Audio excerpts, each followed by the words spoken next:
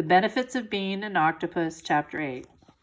I put the debate packet in my backpack until the next morning and have it with me when I get onto the bus, in part to get back at Lenny's friend for leaving those notes, but mostly because I want to.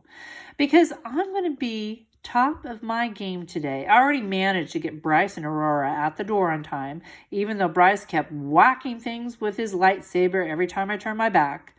There's even a spot on the bus right close to the driver, so I don't have to be anywhere near Kylie and her nose. I sink into the seat and exhale. When Matt Hubbard climbs up the stairs and with his trumpet case, I peek to see if he looks at me. I can't tell, though. He might have, but it also might have been a mistake because usually someone else sits here. Unfortunately, there are 4 hours between when I arrive at school and the social studies and science interdisciplinary block. And even though I try to channel Silas's impenetrable wall, stuff finds its way in anyway.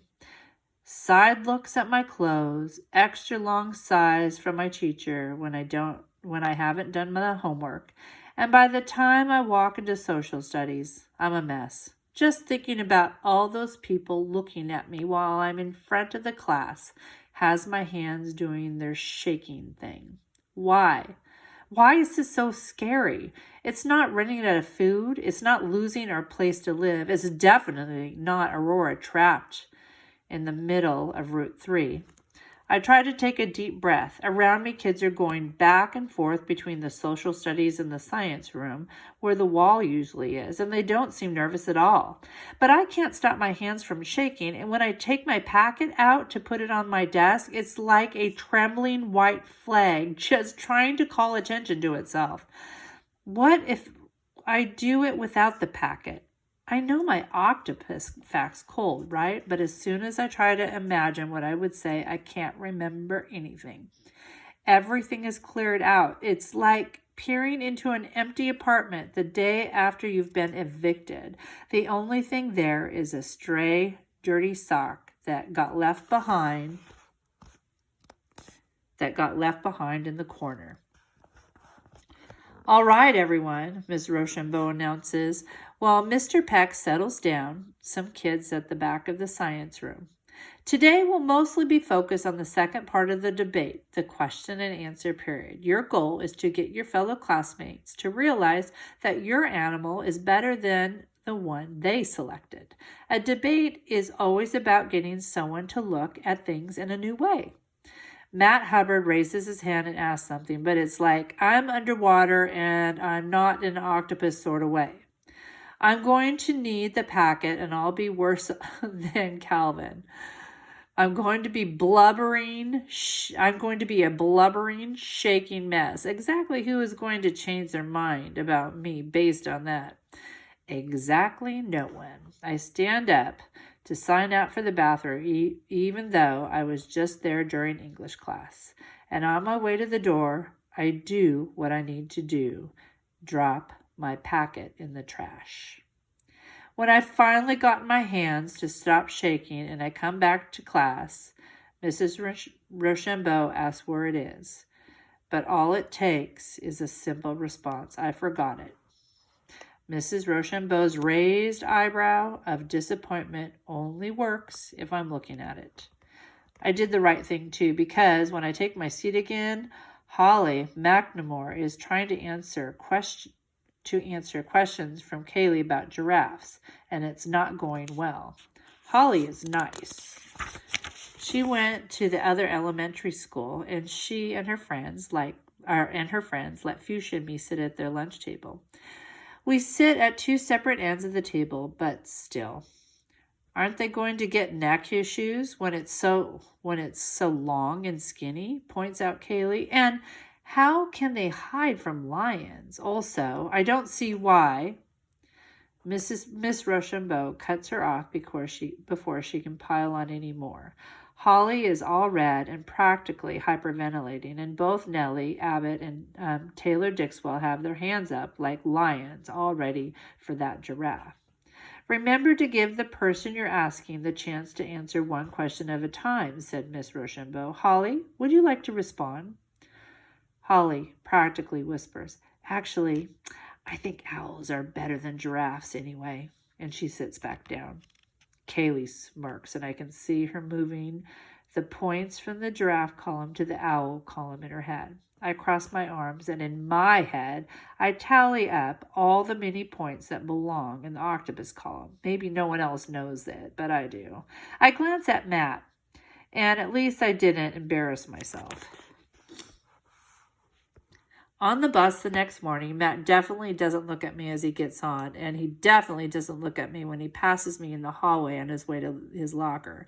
Maybe he caught sight of me once from his cozy spot on that tropical island of his, but he probably just decided it was the sun hitting a wave in a funny way.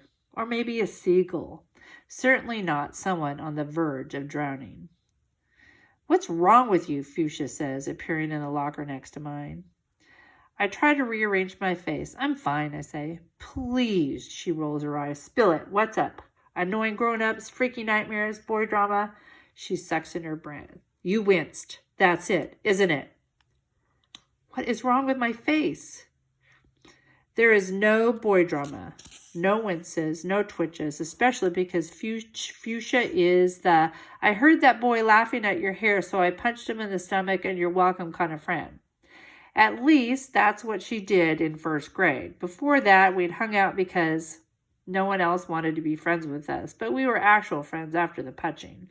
Now, she's less likely to actually punch someone since middle school punishments equal getting suspended and having to spend the day at home with her mom, but that's probably for the best. "Sure there isn't," she nods. "Who is it?" "No one." So, this no one likes you and you aren't interested, or this no one is older and gross and sending you perverted text messages. I stare at her. "I don't even have a phone." She sighs. "So it's the other way around. Then you like him and he won't give you the time of day." "We should be talking about you," I say. "How's Jane Kitty?" "Don't change the subject. Spill it. Who is it?" She cocks her head, twirls a strand of pink hair, and stares me down, like she'll be completely and thoroughly insulted if I don't tell her, but also like she might threaten to announce it to the world if I do. I look away. When I had to move away during the spring of second grade, Fuchsia didn't talk to me for a whole week before I left. It didn't matter that she had moved plenty herself. Her moves were always to somewhere else in town. What I was doing was unforgivable. When I moved back to town in fifth grade, she was cooler than before. Not actually cool, but more eye roll and sigh and clothes rippy. She was still with one of her foster families then, and she claimed that she didn't care what they did or said. But when I saw the 15-year-old sister at school at after school pickup one time, I realized that Fuchsia's hair had been dyed just like hers. "I'm waiting," she says. The wall's bright white paint along the edges really helps the dark red bricks stand out.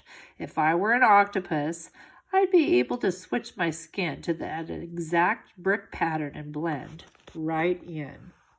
"Fine," Fuchsia huffs. "Be that way." She walks away, and I'm left staring at a solid brick wall.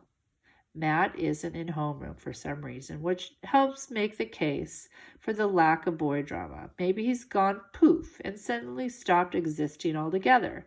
That would solve a lot. Unfortunately, Miss Rochambeau hasn't gone poof because Mr. Bontoff drops the note on my desk. "Zoe, Mr. Peck gave me the okay to switch your Wednesday ACE period schedule. You no longer have extra help for science, but instead will be required to attend the debate club I'm running in the library during that time. Bring a pen or pencil and a notebook. Also, next time you're throwing away your debate packet, you should use the paper recycling instead of the trash. See you soon, Miss Rochambeau." Honestly, she went through the trash? Maybe she is more like me than I thought. But in what alternative In what alternate universe do I belong in a debate club? I couldn't even handle standing up for 2 minutes to talk in class. When Mr. Bontemps calls everyone to attention and announces that it's time for the student council election speeches, I stuff the note in my pocket. Maybe I'll be forced to go to her stupid debate club, but there's no way I'm participating. At least I have to say that. Or at least I have a say in that. Our homeroom shuffles down to the multi-purpose room, and as soon as I get there, I realize why Matt isn't in homeroom, because he's running for 7th grade class president. Up at the front of the room, the kids around Matt are fidgeting, but he is completely still, although preparing to give a speech in front of 100-something kids is no big deal. If I had to stand up there at that podium, I'd probably blurt out octopus and pee myself. Mrs. Rochambeau is bustling about up front, in charge of the whole thing. Of course, I wonder if she ever got married. I might not like her, but I hope she did, just to show that friend of Letty's.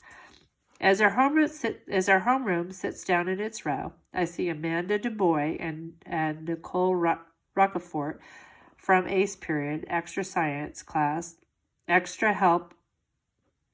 ACE period science, extra help, sitting together 2 rows in front of me. Even though I mostly spent the periods cleaning Mr. Peck's hermit crab tanks, I liked the time with them. After they finished doing their work, Amanda and Nicole can draw the best poodles, and they didn't mind that I peek over their shoulder.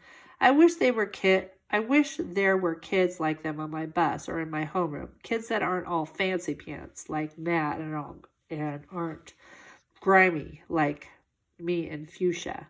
Meanwhile, in our homeroom row, Fancy Pants Kaylee Vine and Nellie Abbott are making eyes at my shirt like it once mugged them in a dark alley. In my head, I spin my octopus funnel to point directly at them and dose them with a generous helping of freezing cold salt water. I look around for Fuchsia, but she's in the alternative classroom, and they don't always come for grade level assemblies. The speeches are boring. One girl talks for a long time about what kind of vending machine we should have in the cafeteria. But since you can't stick your free lunch ticket into a vending machine, I could care less about that. When Matt stands up and walks to the podium, I lean forward to see better. He has to be nervous. Are his hands shaking? How can they not be? How can he look so calm? There are so many people watching him. It's like he's not even human. Principal Fitzgerald, teachers, staff, my fellow classmates, he begins, thank you for the opportunity to speak. I'll keep it short since I know there are more people that need to give speeches after me. And there's only so long you can listen to people talk about themselves. He looks up from his piece of paper and smiles. A few people around me giggle at his joke, and someone yells out, Hubbard, before a teacher hushes them. But all I can see is that smile, a real smile, even when he was making a joke about himself, like he knew everyone would get the joke, because who doesn't think he should be standing up there? Like he couldn't even imagine someone calling him grimy or stupid or lazy or a troublemaker. He goes on about how hard he works and how he'll work for the 7th grade so that we're represented in the way that we deserve. He says more stuff and then sits back down. Other people stand up and talk, but I can't take my eyes off of Matt because suddenly I know this isn't some crush on a boy. This is me wanting to feel the way he does, strong, confident, like no one would even think about messing with me. Too bad that's even more impossible. And just in case I needed the impossibleness of that to wave its giant hand in my face more directly when I show up to the library for ACE period debate club, guess who's sitting smack in the middle of one of the circular library tables like he owns the place? Matt Hubbard.